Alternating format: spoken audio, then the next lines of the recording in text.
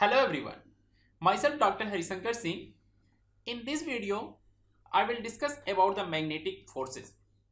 Here is the outlines. First, I will start with the force due to the magnetic field, then force on a current element, and lastly, we will discuss about the force between two current elements. So let's start. There are at least three ways in which force due to the magnetic fields can be experienced. The force can be due to a moving charge particle in the magnetic field B and on a current element in an external magnetic field V or between two current elements. So now, first case I will discuss a force on the charge particle. As we know, in the electrostatics, the electric force Fe, here E denotes electrostatic force. So the electric force Fv on a stationary or moving charge Q in an electric field is given by Coulomb's experimental law and is related to the electric field intensity E, and it is written as Fe is equal to Qe, where Q denotes charge and E is electric field intensity. And this shows that if Q is the positive charge, so Fe and E have same direction. But in the case of magnetic field, a magnetic field can exert a force only on a moving charge.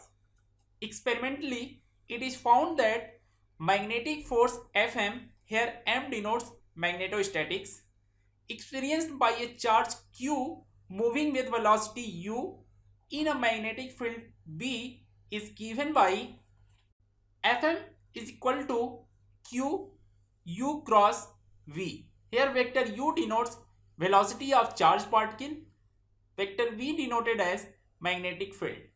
Equation Fm is equal to Q vector u cross V shows that Fm is perpendicular to both velocity and magnetic field V, because here you can see from the equation u cross V is the basically cross product of velocity and magnetic field, and we know that in the cross product the resultant will be always perpendicular to the vector containing plane. So we will have the direction of force with the help of right hand rule. From the left hand side figure you can see magnetic field V and velocity V have angle theta. So the resultant of force between B and V will be given by Fv, and this is the perpendicular to both magnetic field and velocity. And from the right hand rule you can see all the three parameters are perpendicular to each other. The velocity is given by thumb, magnetic field is given by index finger, and magnetic force F is given by middle finger. So all these three fingers are mutually perpendicular to each other. Now, since in the electrostatics Fe is defined as Qe, we have seen that Fe is independent of the velocity of charge and can perform work on the charge and change its kinetic energy. So we can write Fe is equal to Qe. But in the case of magnetostatics, Fm is defined as Q u cross V. This shows that Fm depends on the charge velocity and it is normal to velocity. However, Fm cannot perform work because it is at the right angle to the direction of motion of charge. So we will have Fm dot u is equal to 0. That means dot product of velocity and force will provide the 0. So if you want to calculate the work performed when the particle is displaced by a length dl ut dt, that is basically differential length, is displaced by the force, then we will have work dw is equal to fm dot dl, and fm is defined as f dot u, so we will have work done is equal to 0. So we can conclude that no work is done. That means Fm does not cause any increase in the kinetic energy of the charge. So we can say that magnetic field can change the direction of motion of charged particle, but it cannot change its speed. The magnitude of Fm is generally small in comparison to electrostatic force Fe, except at high velocities. Now, for a moving charge Q in the presence of both electric and magnetic field, the total force on the charge is given by total force F is equal to Fe plus Fm. That is the force due to electrostatics plus force due to magnetostatics. So ultimately this can be written as Q in bracket E plus U cross V. And this equation is basically known as Lorentz force equation. Lorentz is the name of scientist who first applied the equation of motion in electric fields. Basically, Lorentz force equation relates the mechanical force to electrical force. If the mass of charged particle moving in electric field E and magnetic field V and having mass m, then by the Newton's second law we can write F is equal to m du by dt, and force is equal to basically Q in bracket E plus U cross B. So the solution of this equation is important in determining the motion of charged particle in electric field E and magnetic field B. It is important to note that energy transfer in the process is only due to the electric field. So let's take one example to understand the how to determine the direction of force or field or velocity. So in this example is given as an electron moving in the positive x direction perpendicular to the magnetic field is deflected in the negative z direction. What is the direction of magnetic field? Here we want to calculate the direction of magnetic field B. So from the question we know Q is given as electron, so this is minus E, and the velocity is given in the x direction. So we can write vector U is equal to U ax.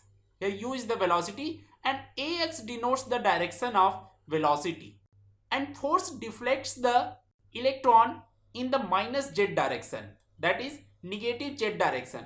So we can write force as minus Fm unit vector az. So from the equation of force we know that Fm is equal to Q U cross B, and after putting the value of force and velocity in terms of unit vector, so we will have minus Fm az is equal to minus EU ax cross B. So here we want to find the direction of B.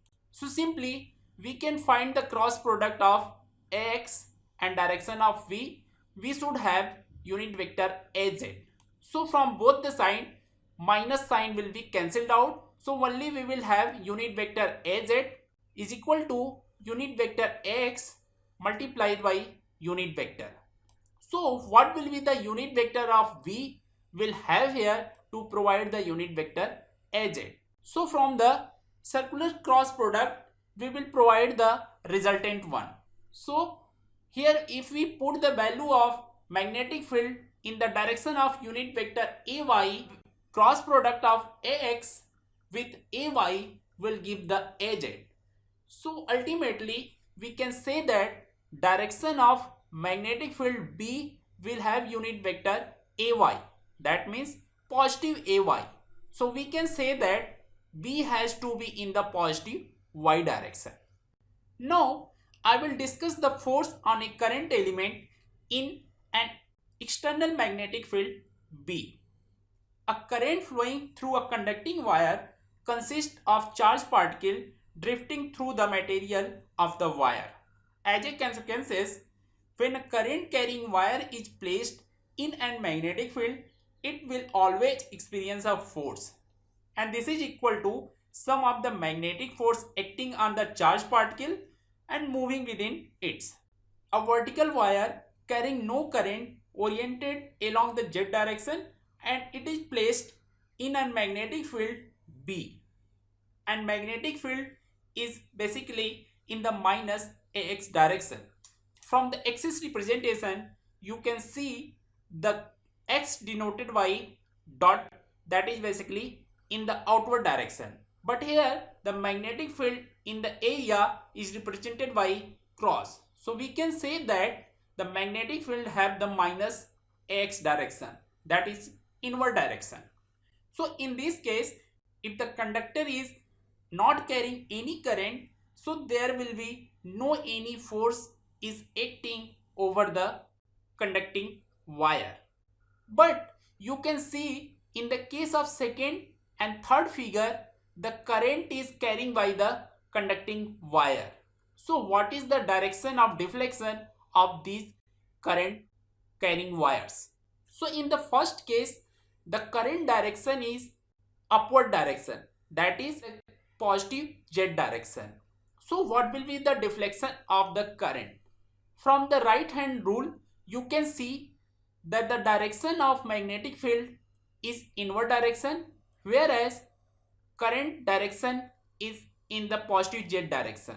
So this wire will be deflected in the negative y direction, that is minus ay direction. But in the case of next figure, the current direction is opposite. When the current direction is opposite, the deflection of current is also changing and its direction is going towards the positive ay direction. That means if current carrying wire is placed in any external magnetic field, it always experience a magnetic force due to the current carrying wire and magnetic field. So mathematically we can relate the current carrying wire and force experience over this by equation dFm is equal to IdL cross B. If the current I is through a closed path L, or you can say circuit, the force on the circuit is given by Fm is equal to closed integral IdL cross B over contour C. We should keep in mind that the magnetic field produced by the current element IdL does not exert a force on the element itself. Just like the point charge, it never exerts force on itself. The magnetic field V that exerts a force on IdL must be due to the another element. If the magnetic field is uniform, then the force can be written as closed integral I dot dl over contour C cross B, and this is equal to 0 if the field is uniform. And this conveys that the total magnetic force on any closed path in the uniform magnetic field is 0. Now I will discuss the force between two current elements. To understand this, look at this figure. Let us consider two very long, or you can say infinitely long, and straight parallel wires separated by a distance d, and the carrying current I1 and I2 in the z direction. And these carrying current are placed in the y direction. The first current carrying wire is placed at y is equal to minus d by 2 from the origin, and second current carrying wire is placed at y is equal to d by 2 from the origin respectively. Let us denote B1 the magnetic field due to the current I1 and the location of wire carrying current I2, and conversely B2 the magnetic field due to I2 at the location of wire carry current I1. As we know that due to the current carrying wire I1, the B1 is equal to minus mu naught I1 divided by 2 pi d Ax. Therefore, we can calculate the force F2 exerted on a length L of the wire I2 due to its presence in the field of B1, and B1 is the field due to the current carrying wire I1. So we can write F2 is equal to I2 in bracket LAZ cross B1. So after putting the value of B1, we will have I2 in bracket Laz cross minus Ax mu naught I1 divided by 2 pi d, and the cross product of unit vector Az and Ax will provide Ay. So finally we will have F2 is equal to minus Ay mu naught I1 I2 L divided by 2 pi d. Thus the corresponding force per unit length is equal to F2 dash is equal to minus Ay mu naught I1 I2 divided by 2 pi d. This force is basically per unit length. Similarly, the force per unit length exerted on wire carrying current I1 can be written as F1 dash is equal to Ay mu naught I1 I2 divided by 2 pi d, where Ay is the unit vector and this force having the positive sign, whereas the previous force having the minus sign. It is clear that the two parallel wires carrying current in the same direction attract to each other with the equal force. If the current are in the opposite direction, the wires will repel one another with equal force. Thank you for watching this video.